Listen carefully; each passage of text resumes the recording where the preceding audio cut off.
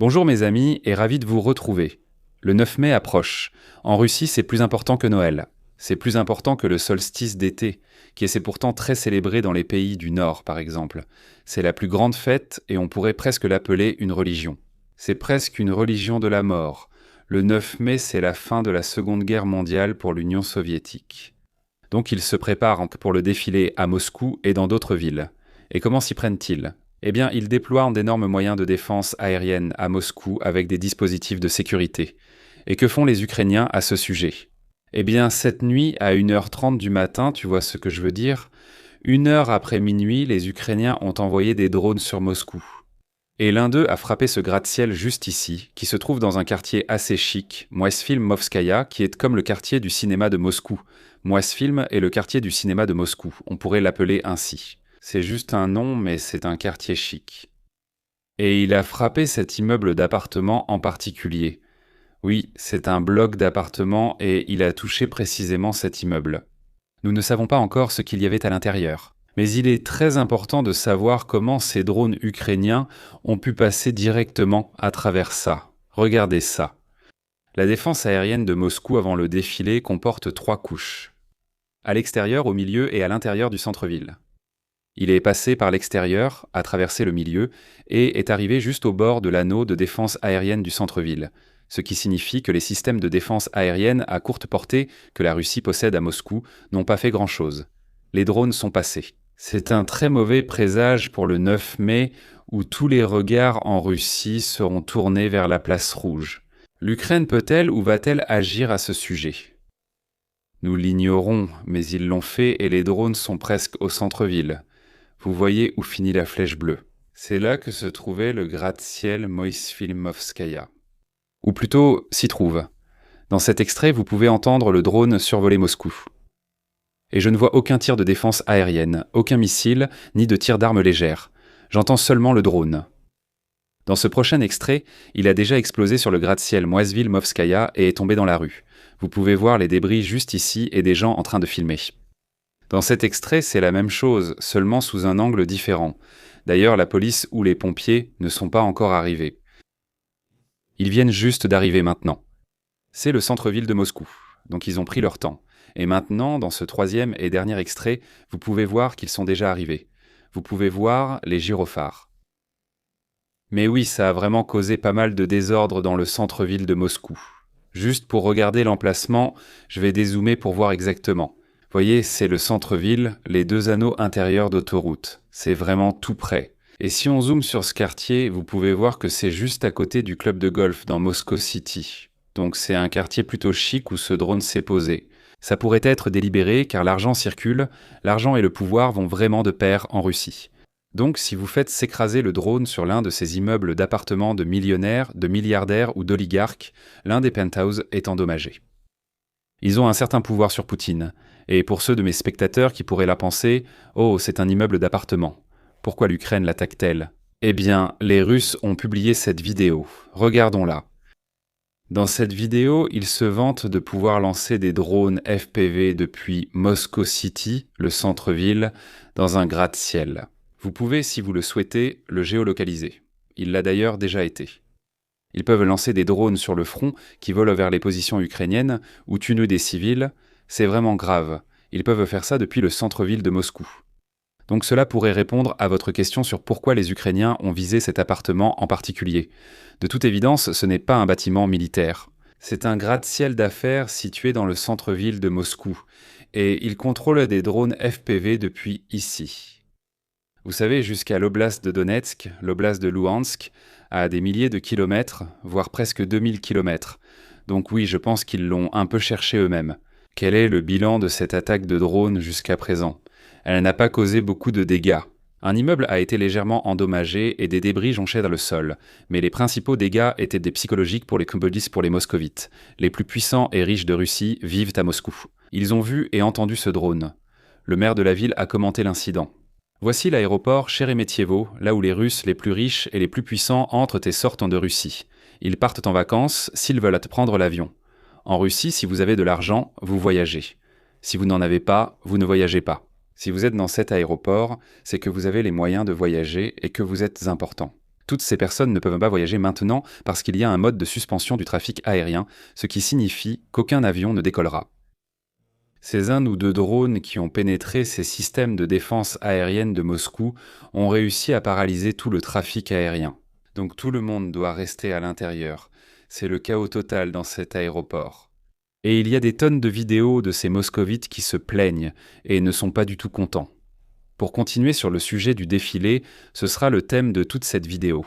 La Russie, c'est-à-dire Poutine, le FSB, le ministère de la Défense, peu importe le nom. Ils ont déployé environ 280 systèmes de défense aérienne à Moscou et autour de Moscou. Principalement des systèmes Pantsir-S, des systèmes de défense aérienne à moyenne et courte portée. Et c'est un chiffre important.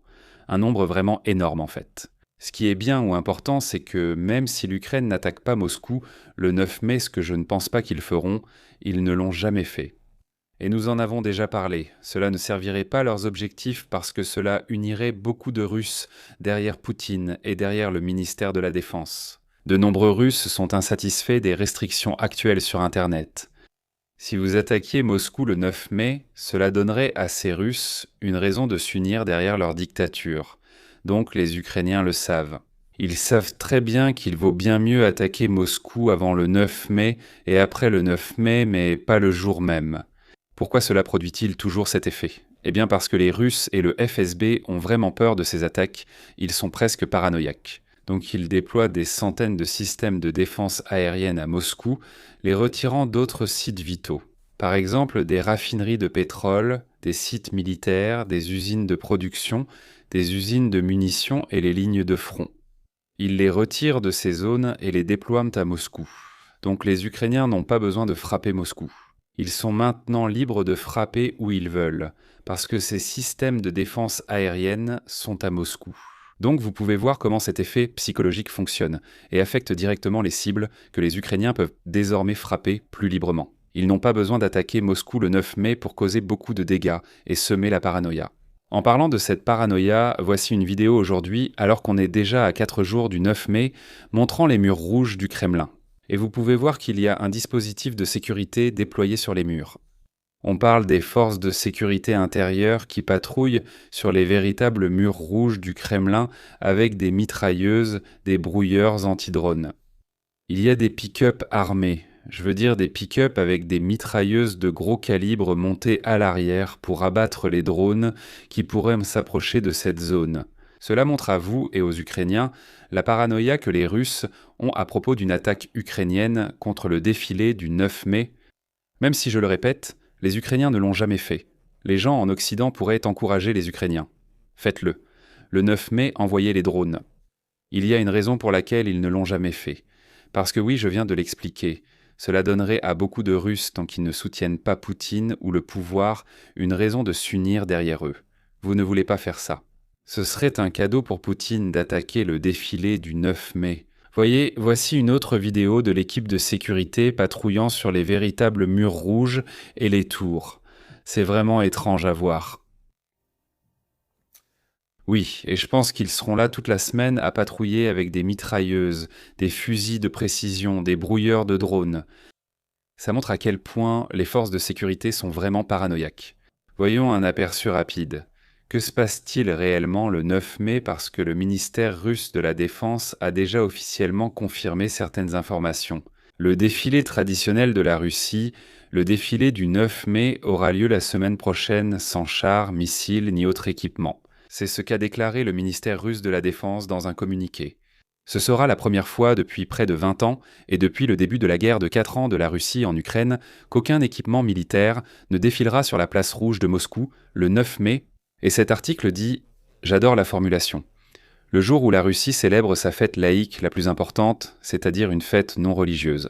Je corrigerai cela ici en disant que le 9 mai pour les Russes, c'est religieux. Ce n'est lié à Dieu d'aucune manière ni à la religion chrétienne, mais ils le vénèrent davantage. Ils vénèrent la mort associée à cette date plus qu'ils ne vénèrent Dieu.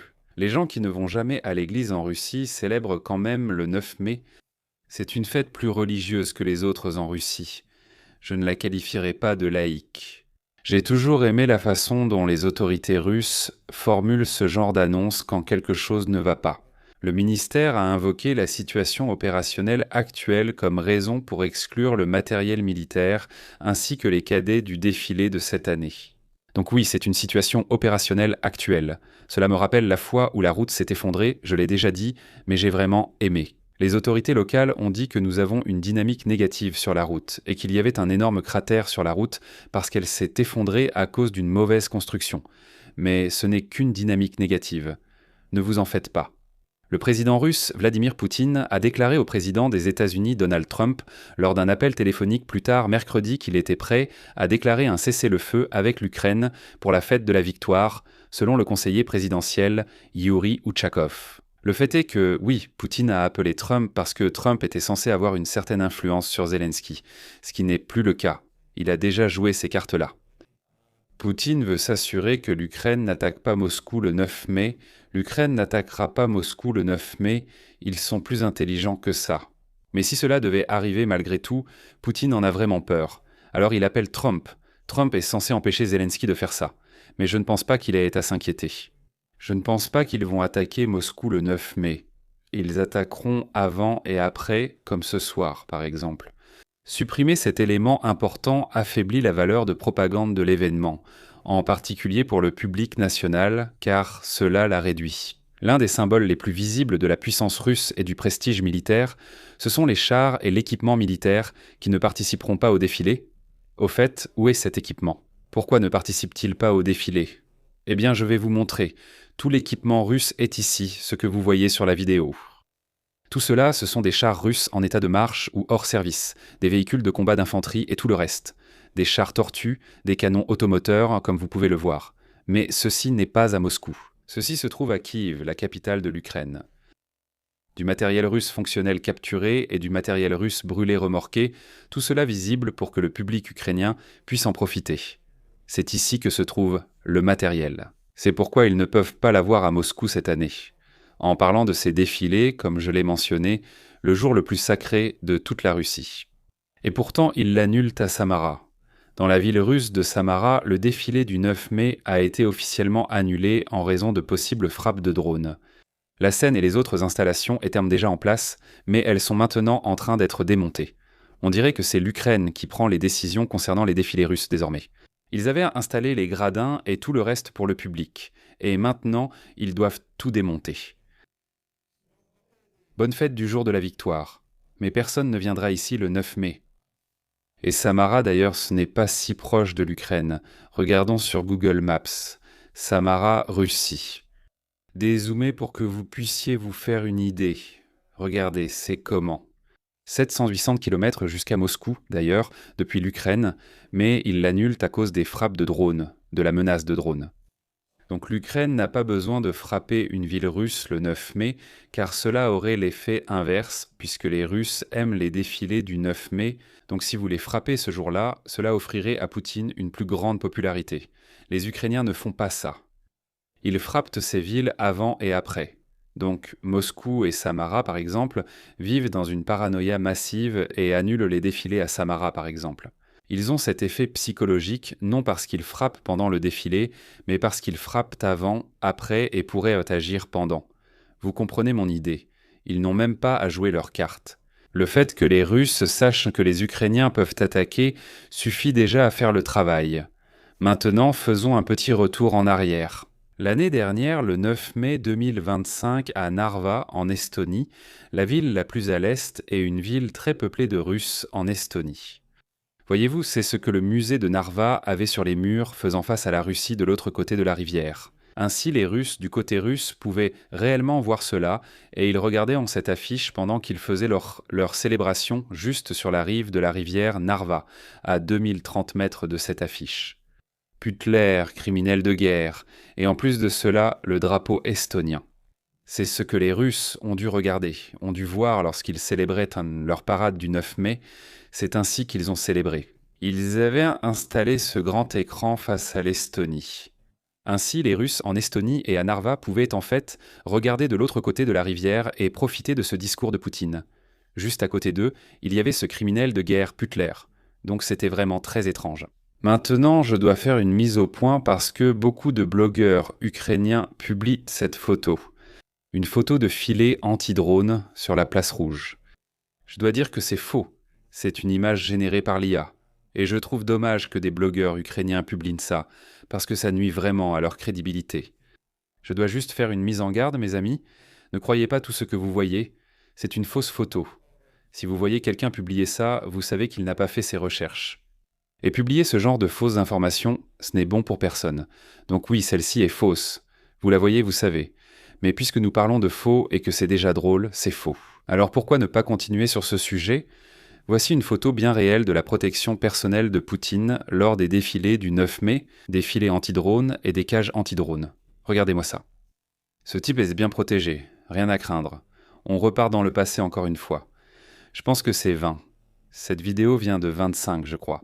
Quand ils avaient des vétérans d'un certain hôpital russe qui soignaient les blessés graves de l'opération militaire spéciale, vous savez, des blessures très graves de personnes qui ne pouvaient-ils plus marcher.